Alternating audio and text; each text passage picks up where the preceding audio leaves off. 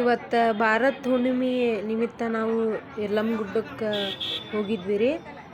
ಅದು ನಮಗೆ ಯಲ್ಲಮ್ಮ ಗುಡ್ಡಕ್ಕೆ ಹೋಗಕ್ಕೆ ಬರೋದಿಲ್ಲ.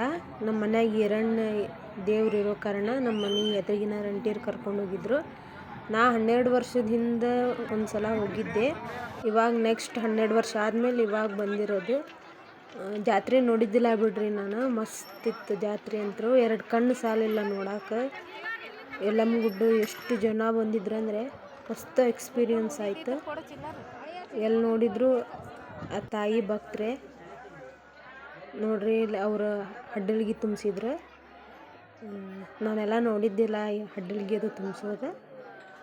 ಎಕ್ಸ್ಪೀರಿಯನ್ಸ್ ಮಸ್ತ್ ಆಯ್ತು. ದೇವಿಯ ಆಶೀರ್ವಾದ ಎಲ್ಲರ ಮೇಲೆ ಇರಲಿ.